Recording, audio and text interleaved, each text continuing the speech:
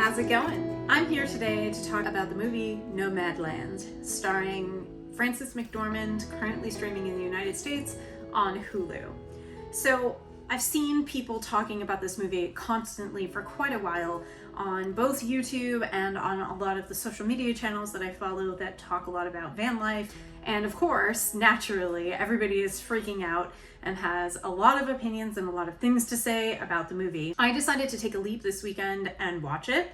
I'm not a big sad movie person, so when everybody had told me, hey, it's sad, it might, it's a bit of a tearjerker kind of thing, I wasn't super stoked to dive in and watch it, but I did it anyway because I knew that I really needed to. And guess what?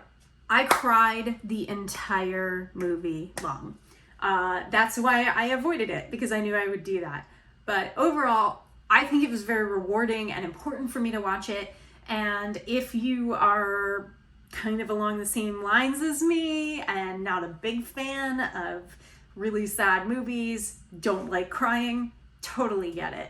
So I figured I'd give you a little bit of a lay of the land, and then you can decide whether or not you want to watch it yourself.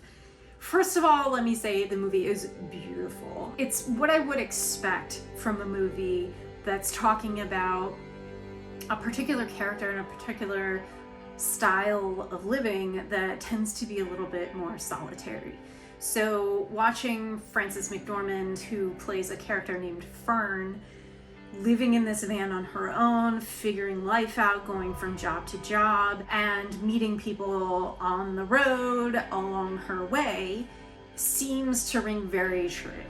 So in that way, I think they did a really, really good job of kind of taking a snapshot of what living alone on the road can look like, especially for a single woman, and especially for somebody who is reaching retirement age or maybe retirement age. One thing that a lot of folks have been talking about is the book versus the movie. I have not read the book. I honestly didn't even know it was a book until the movie kind of came about. So it's on my reading list if and when I get to it, because now that the movie was so sad, I'm kind of like hesitant to read the book.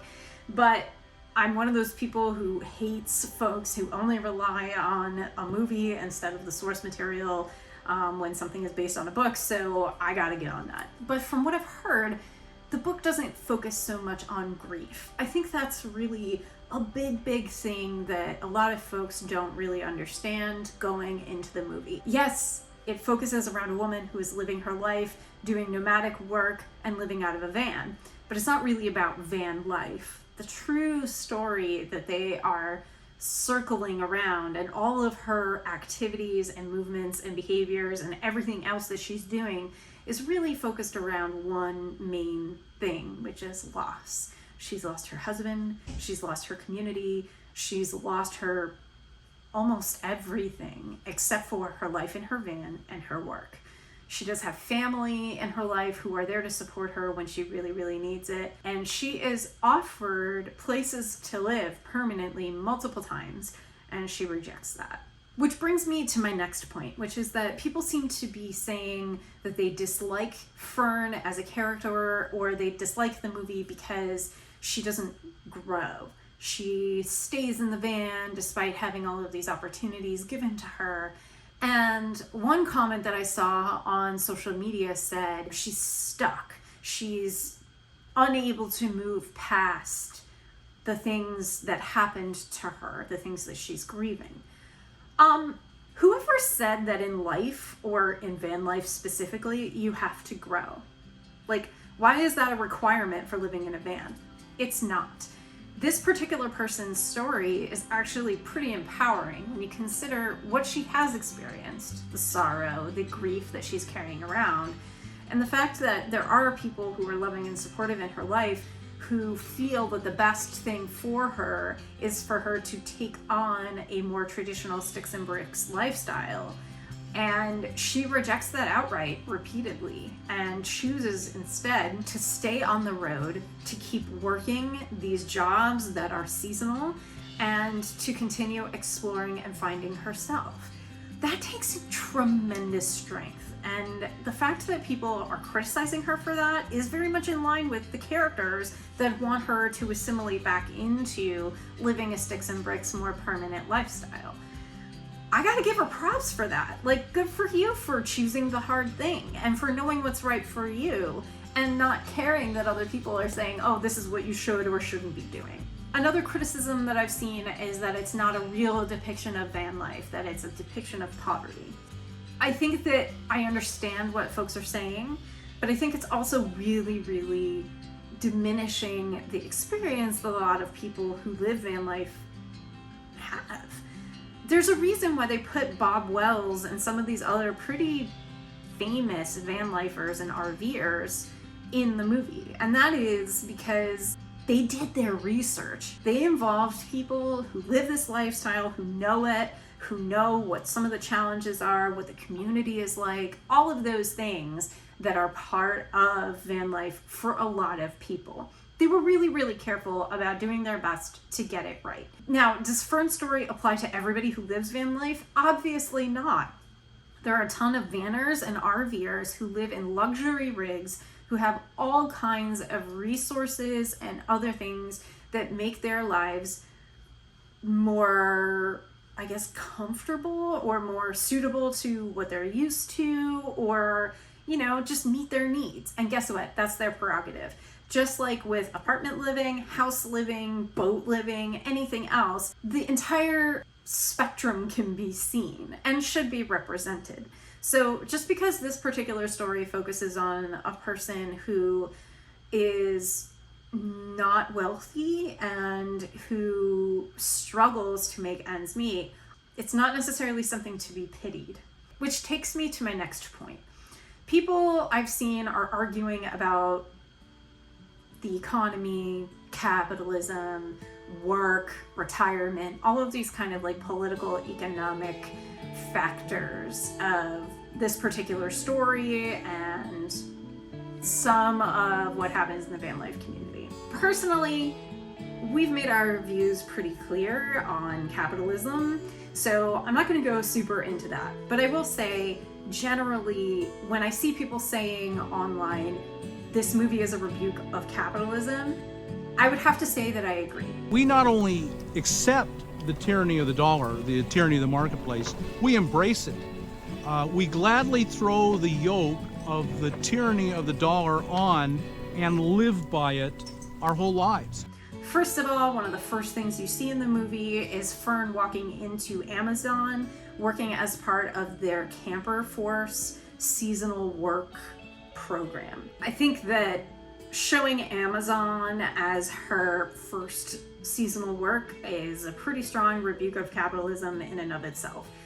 If you don't know some of the union busting, workers' rights violations, and just greed that happens within the Amazon Corporation, then you should go read about that or watch some YouTube videos. I'm not going to link any resources. You can do your own research.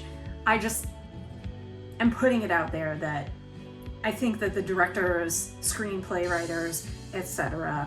made a choice to highlight Amazon as one of the employers that tends to exploit workers who are impoverished and who travel around in order to find work. Second, the reason Fern is living in her van is because she has experienced some pretty significant loss in her life up until this point.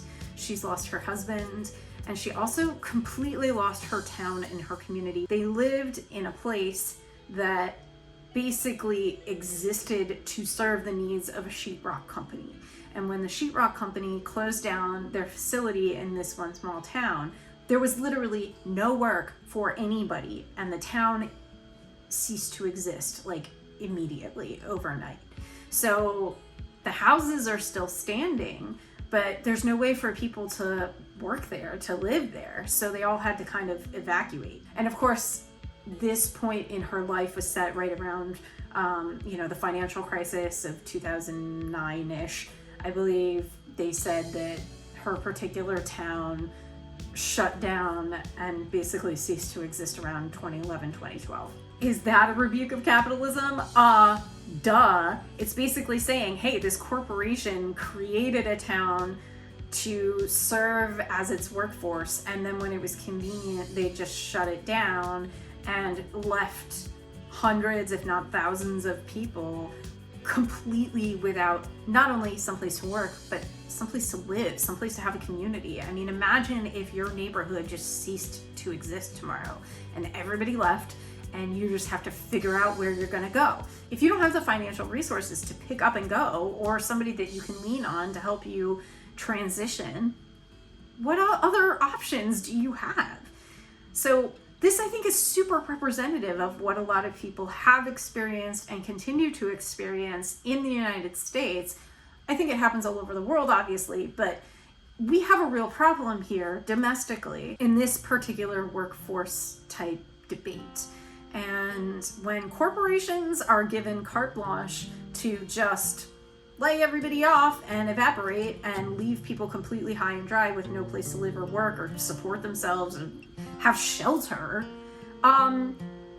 in the richest nation in the world, we should probably have some sort of safety net in place. And saying that these people don't work hard, or that, for some reason they got what was coming to them, or that they should have gotten more education, there are so many arguments that I can make about every single one of those points. I'm not going to go into them in depth right now, but suffice it to say, privilege is a thing, access is a thing, and not everybody has it.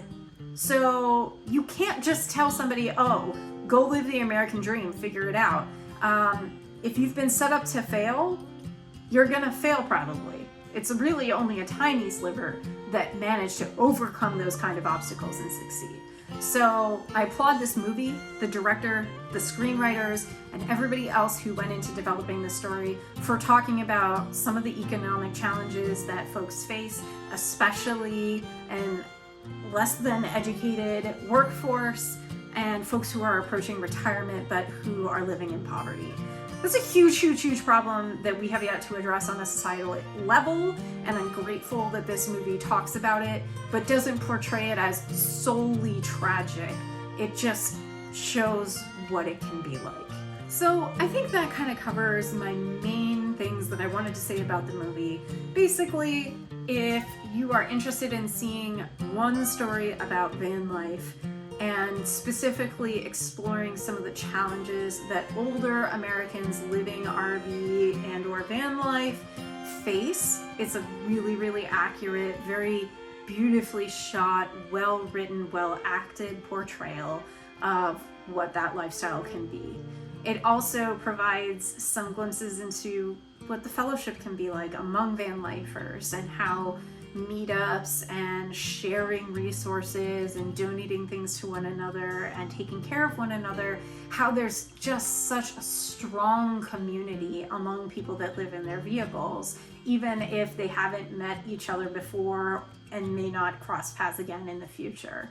It's really inspiring to me to look at this community that we're planning to join, and seeing that it doesn't really matter what your background is, what your age is, what your race is, your identity, any number of factors. If you live in a vehicle, you have a fellowship with other people who live in their vehicles automatically. And it doesn't really matter all of those other shades of the spectrum of van life or RV living.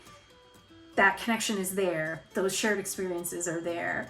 And it means that if something happens to you when you're on the road, chances are there's another person who lives on the road out there who has not only experienced whatever challenge you're experiencing, but knows how to maybe circumvent it, is willing to lend a hand, or is otherwise there to provide fellowship and support. So despite crying through the entire thing, I'm really glad I watched it. And I'm also super glad that I watched it now that I found out that it won some awards at the Golden Globes. So props to the entire team for bringing it into the public sphere and talking about living in vehicles and the challenges, the upsides, and for giving a view into the lifestyle through the lens of one population that is pretty underrepresented, I think, in the media in general, and that is older Americans living at or below the poverty line. Those are my thoughts on Nomadland. If you enjoyed this little quick review, which is not something I normally do, but whatever, be sure to give it a thumbs up. drop a comment below. If you disagree with what I had to say, be sure to argue down there in the comments, throw a thumbs down, I don't care. I don't really have a stake in this. I just wanted to share my thoughts because I found it really helpful to watch what some other van lifers who have YouTube channels had to say about the movie before I went into it. I went into it with eyes wide open. I should have known that I was gonna just sob the whole time. Thank you again for being here. If you're not already, please be sure to subscribe. We're putting out videos every single week about our van build, which is nearing completion. And before too long, we're hoping to have some information to share with you about what's coming next for us as far as our adventures up to Canada and moving into the van full time, etc., etc. So be sure you're subscribed so you don't miss out on any future content, and hit that little bell notification icon so that YouTube tells you when we have published something new. Anyway, until next time, take care, stay safe, and happy travels, friends. Bye.